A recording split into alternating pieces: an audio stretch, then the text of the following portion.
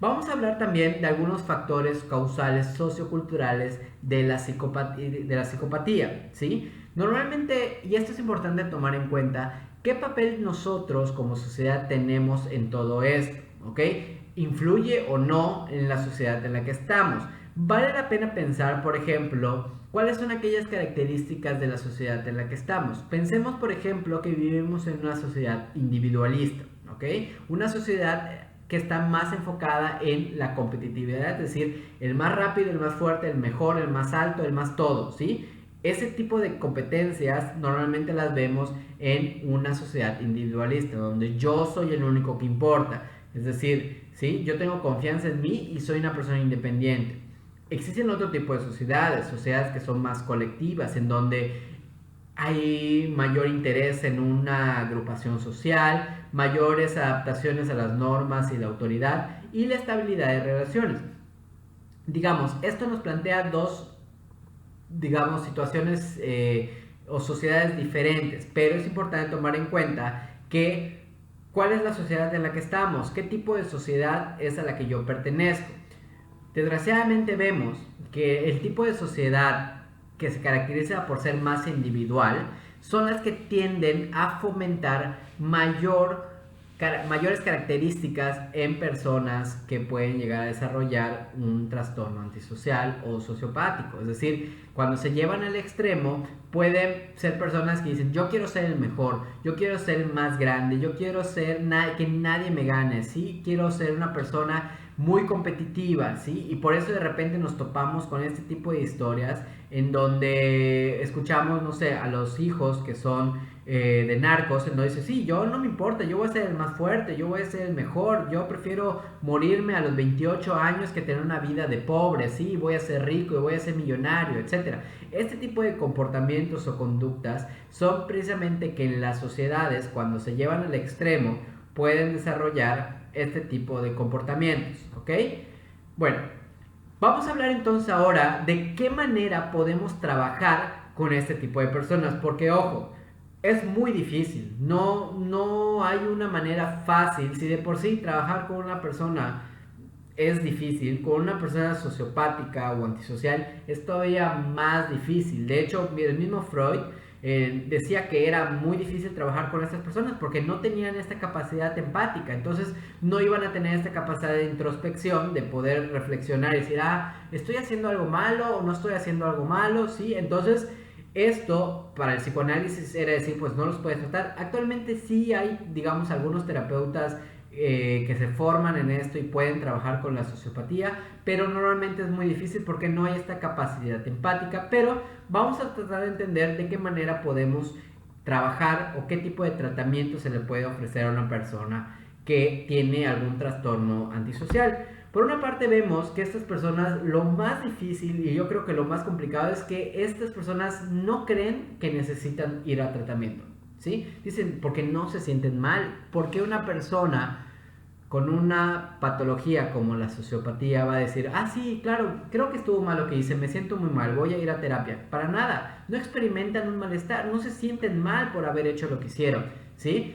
Normalmente, cuando llegan a terapia este tipo de personas, cuando la ley se los dice, es decir, cuando ya los arrestaron y dicen, oye, ¿te quieres inscribir a un programa de rehabilitación y puede ser que reduzcamos tu sentencia? Bueno, me inscribo, pero normalmente no lo van a hacer por ganas de querer mejorar, sino para obtener un beneficio. Normalmente vemos que es muy difícil trabajar con esta población, ¿sí? Es casi imposible, pudiese ser, o sea, es muy complicado. ¿Ok? Pero también existen los tratamientos que son farmacológicos. No es que existe una pastilla para la sociopatía, pero sí hay medicamentos que pueden ayudarnos a entender un poquito más cómo trabajar con estos niveles de ansiedad o impulsividad tan grandes que existe en este tipo de trastornos. Para ello, precisamente se han utilizado fármacos como lo que son el litio y la carbazemina,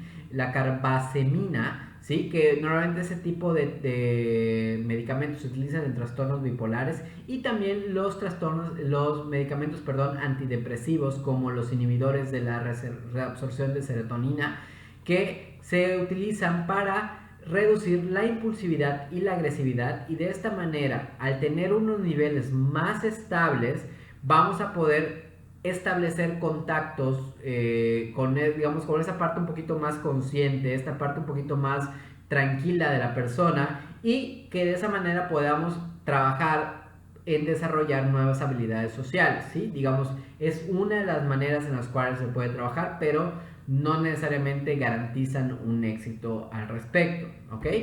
Por otra parte, los terapeutas deben tener en cuenta que los pacientes psicópatas probablemente intenten manipularlos. Y es lo que yo les decía, cuando trabajamos o cuando pensamos trabajar con ese tipo de personas, hay que tener en claro que las personas quieren lograr algo y lo más probable es que te quieran manipular, por lo que la información que pueden obtener de ellos seguramente va a estar plagada de distorsiones e invenciones, ¿ok?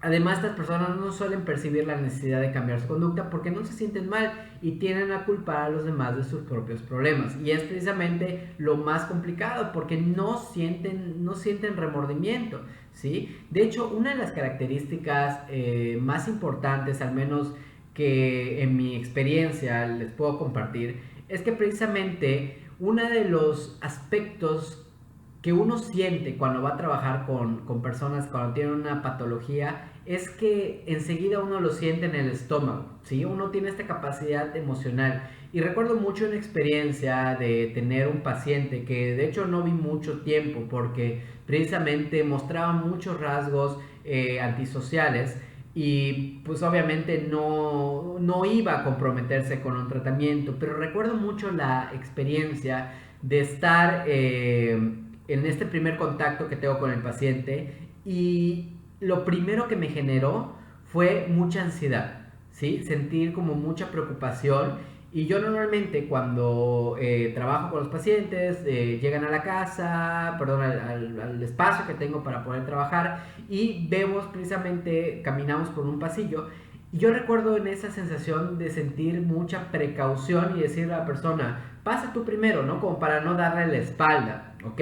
Y sentí esta preocupación extraña. Y cuando conocí el caso, dije, bueno, ya sé por qué sentía esta preocupación tan grave. Entonces, ya este paciente ya no lo veía a horas tardes, sino lo veía temprano en la mañana, cuando sabía que había gente en el lugar en donde estaba. Entonces, es importante tomar y hacerle caso a este tipo de señales porque precisamente eso es lo que nos indica de que hay una problemática. Pero pues ojo, cuando hablamos de una sociopatía, es muy raro que pueda llegar un paciente a la clínica. Pero pues bueno, ok chicos, y con eso terminamos el tema del día de hoy. Realmente creo que fue un tema bastante interesante. El tema de los trastornos de personalidad siempre ha sido algo, como les decía al principio, bastante interesante. Siempre nos ha llamado mucho la atención y particularmente la sociopatía y los trastornos antisociales son y han sido recurrentes en muchas de las series, como les decía, y películas, porque son, digamos, muy difíciles de entender, muy difíciles de poder empatizar. Pero pues ya ustedes me van a comentar en la sección de participación cuáles son aquellas impresiones, reflexiones y conclusiones a las cuales llegan